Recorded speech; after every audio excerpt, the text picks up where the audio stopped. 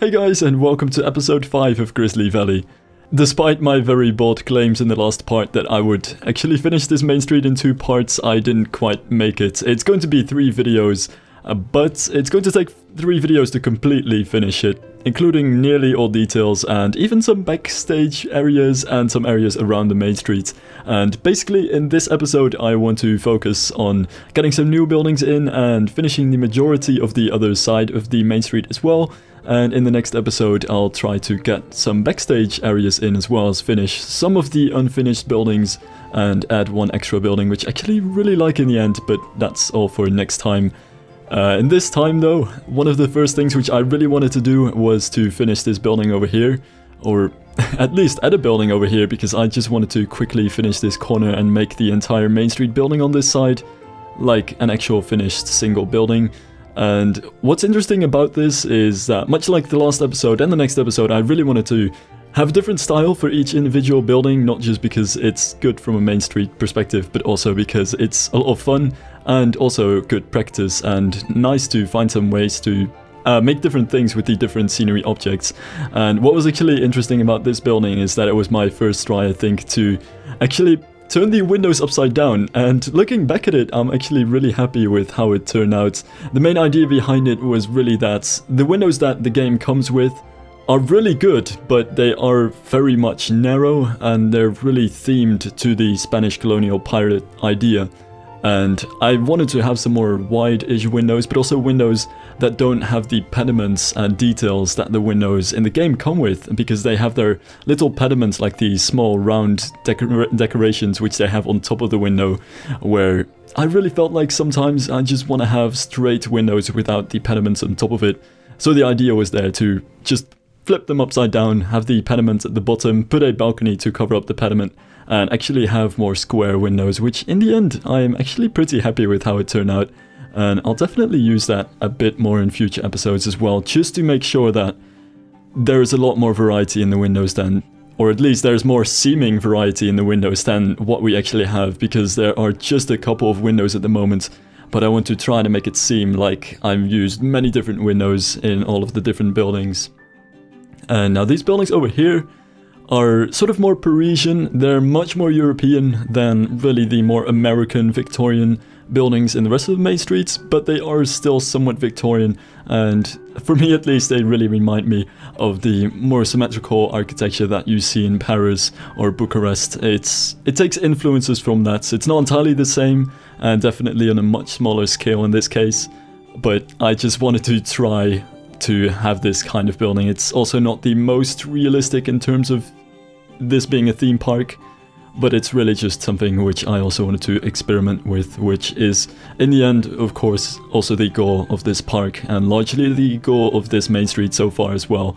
And one of the things in which I think these buildings were actually a nice experiment is to mess a little bit more with the different layers of buildings. So for these buildings in particular, I wanted to use separate buildings on these arches, just to make sure that the arches could stick out a little bit from the rest of the building.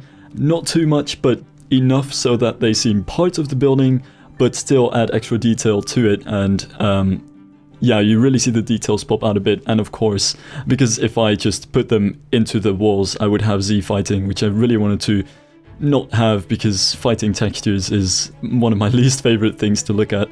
And the same probably goes for everyone.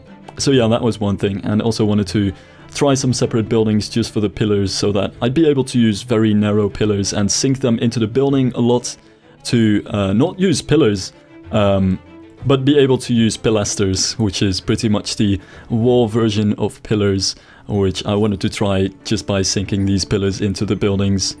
And of course I'm completely addicted to sinking the little balconies in to make balustrades, and they've really fit this theme, and they're actually surprisingly good for a classical type architecture. And I really think they fit pretty well with the roofs, which is a roof type which I haven't really tried yet, which is what you see more in Paris, like a Manzur type roof, which is round, a little bit less steep than the other roof, so it doesn't stick out as much, and it's really just a much smaller roof with some dormers on it. And it's something which I didn't have yet, so really wanted to try it, and this seemed like the best building to do it with, since it really is in the same theme. And another thing which I wanted to try here a little bit more, which I've also done in some previous buildings, is to make the windows a little bit wider. Like, as I said, I really do love the windows which the game comes with, but they're very narrow and very much just for that colonial Spanish pirate style. And the fact that they're so narrow doesn't really work out for if you want to have shop buildings, or you just happen to have buildings where you want to have some wider windows. And it's also a really good way to make a building have more detail in general. So I wanted to try to just combine double windows where I could, to try to turn them into one window just by having these little details, like using this wall piece as a small window supporting structure, or using some other windows behind windows to make a little special pediment. Basically try to combine pieces to make it seem like the double windows are actually single windows by having that sort of central accent to them. And I'm also completely addicted to these chimneys as dormers, which I think also quite nicely fit the style of these buildings. They're definitely not quite finished yet, and I will finish them eventually sometime off screen, because I didn't record everything for this episode again. I added some foliage and minor details when I was just working off screen, but this is more or less the general the general gist of what everything is going to be. And on this side I just wanted to have a rather simple building, really just filler, and to make sure that this entire section is more or less part of the main street as well, and isn't just random forest. But it's really a filler building in the sense that it's sort of made to not distract too much from the symmetrical buildings which I put alongside the path, since they are really the main focus of this plaza, especially given how quite large and detailed and symmetrical they are. And I also wanted to take a little sidestep. I sort of just drifted all over the place at this point in the time-lapse, and I was like, well, I'm gonna do this, no, I'm gonna do this, and that's why it turned out a little bit messy in the end, so I'm sorry about that, but I tried to get some different fences in there. I think looking back at this, I sort of like the idea of using the white walls for small borders and combining them with different pieces, but they are so awfully white that even though they look really good on their own, and if you combine them with other things as well, they don't really work too well for borders like this, I think. So in the future, might just want to use the wooden borders or stone borders and leave it at that, because this seems a little bit too white for just fences. So may want to get back to that, but I was really just randomly experimenting with that at this point, because I just sort of felt like doing so. And for the rest of this area, I also really quickly added some foliage as well, just to make it look a little bit finished. But that said, I actually have no idea yet what I'm going to do with this helix, and it really feels like a helix where I should put something in the middle, especially given how close it is to the park entrance, and that this area in general is quite densely themed, and really one of the first things which you see in the park. So it really feels like I should do something with it, but I have no clue yet I have no clue yet what I'm gonna add in there. So if anybody does have some awesome ideas for that, then don't feel free to shoot. Feel free to shoot them. I might just use them. I can never really promise that I'll take any type of recommendation, but sometimes it's good to get some ideas which I can come up with myself. So might always want to get to it. I've been thinking I want to add something to that helix in any case. Now back to the main street though, and away from my little off-topic adventure there, I wanted to add a building on this side of the main street which almost mirrors the building on the other side, but it's in the sense that they are visually similar, but all of the little details are different. So for this building I didn't want to use the second floor with the sort of beige-ish color, but I wanted to use the wood over here. And I also changed some of the details up to just be a bit different. So while they're very similar, or nearly identical in terms of how they're overall laid out, all of the details are going to be quite different. And that's really the idea behind it, to create an ensemble, as they would call it, of buildings that fit together but aren't quite exactly the same, which is the general idea of a main street anyway. So yeah, there isn't too much unique about this. But yeah, like I said, like the other building has the sort of modern sci-fi-ish fences on the second floor balcony. This one is going to have the more classical balustrade on the second floor, and where the other building didn't have any details on the windows, like using some different pieces to create different patterns on the windows, this one will have a bit of that. But then again, there are some similarities as well. I wanted to keep both towers white because those are really the main focus points of the buildings, and wanted to keep the general style of the tower the same, so really wanted to go with the same cornerstones as well. And I can't stop placing those cornerstones. Those are one of my favorite things so far. They work out surprisingly well. But yeah, it's this piece actually, which I forgot to talk about in the last episode, but there's that balcony piece. It's one of the two concrete balconies. Like, there's the balcony which I'm using as a balustrade over here, but there's also the balcony which doesn't actually have a balustrade around it, but it's just one flat concrete piece with some supports underneath it. But those stone supports have some really beautiful detail on them and really cool textures at least. And that's why I really like using them pretty much everywhere to add small details to whatever I can really add it to. Here's another example, by the way, of like the upside down windows, which I kind of like as well.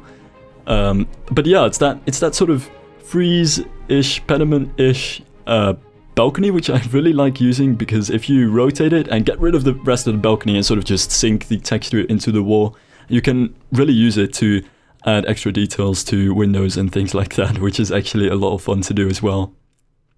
And so yeah, this is the general building. I do have to say, because of that wooden texture, it almost sort of looks like a Western building, which is...